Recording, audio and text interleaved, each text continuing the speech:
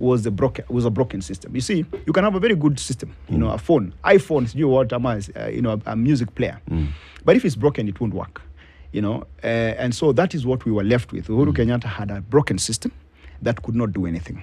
But not even Raila Odinga knew about it. You cannot. Raila know. has previously said, system or not, he also has his people in the system.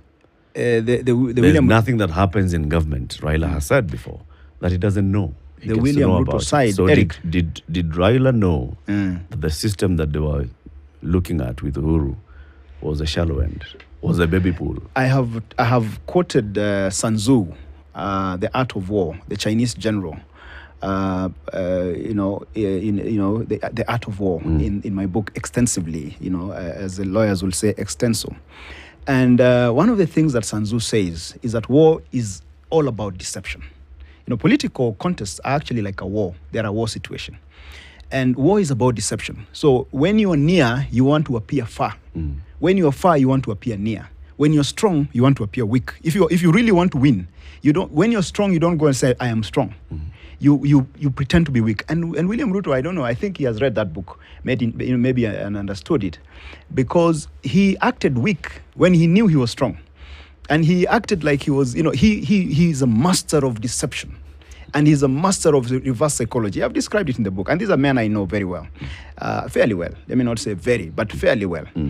And the whole, deception was the name of this game. So when they lead you to believe that you are strong, that you have everything, that you are the one who has the system, you are the one, when they know they're the ones who have it. So, yeah. Now, clear something for us. You, as the chief agent, you had your eyes and ears on the ground, right? The last time you were here, you told us, well, you were having issues even up to the last minute in terms of deploying your eyes and ears on the ground, your agents at the polling station.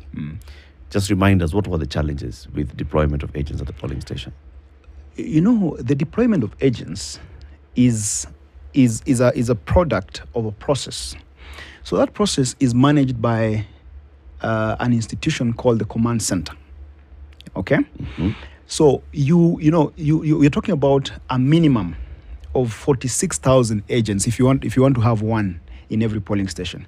And because of personnel challenges, you cannot have one, because if one gets sick or whatever it is, so there is a way to, you need at least about 70,000 people to manage the election on election day.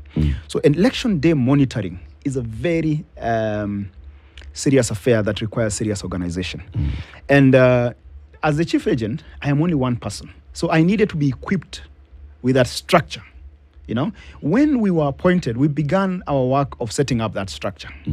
But as we were doing that, and my colleagues, if they are to be honest, they will say this. The truth is very difficult sometimes to say, and I understand them. If they're still invested in hoping that something. Maybe they're hoping that something will still be thrown their way. But anyway, the truth sometimes is bitter, but it is the truth. And I like some of the people who have come out, even though they are, they may not like everything I've said, but they've said, let him say what is his truth. So the command center, when we were just setting it up, it was hijacked. Why was it hijacked? It was hijacked for two reasons. It was hijacked because of financial, considerations. There are people who wanted, it's a big financial, cash operation. Cow. Yeah. So there are people who wanted to make money out of it, and they wanted to be the ones running the show. But also, there are people who had been planted by the other side, and they wanted to. It was a procurement opportunity, and I've described it in the book. So, they took over the command center. So without a command center, Eric, I can assure you. When you say they took over, so when you were appointed, you embarked on the journey of creating and establishing a structure below you. Yes. And then you're saying that people came and took over what, the structure or the command center? So what happened is this. So we as me and my team of we were only 5. The national chief agents team, as you remember it. We started, we had our initial meetings. We set out our terms of reference. We set out our organizational structure. We said, this is what we will need to do. But of course, you have to be empowered to do that.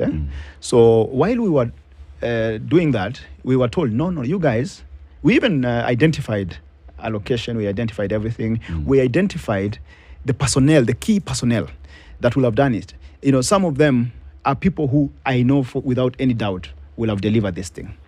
You know, people who have handled serious logistical issues. And those people were pushed aside.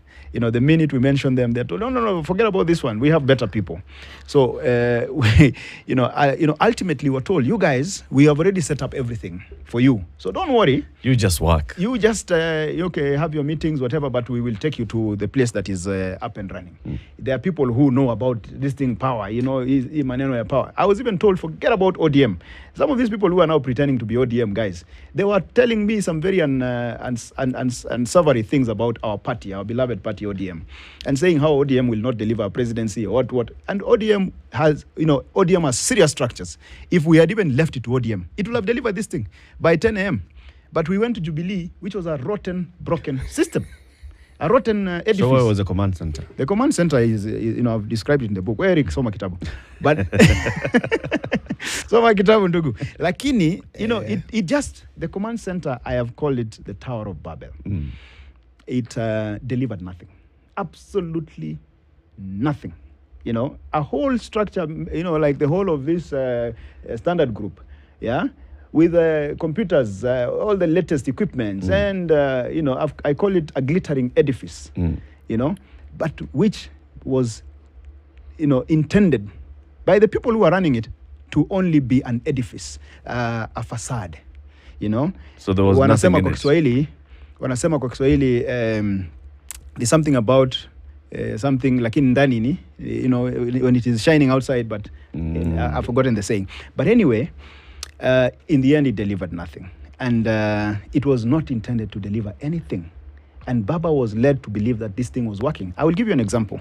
The ICT, former CS, ICT, Joe Musheru, was supposed, he had volunteered and said he's going to deliver for us, it's called what, this system, a system to transmit results, that was foolproof. He demonstrated other than the one that IEBC had. Every party has a way of so now you have your own monitoring a parallel relaying system. You're relaying your own. There's nothing, there's nothing wrong with that. It's a system that is well within the law, but which will give you results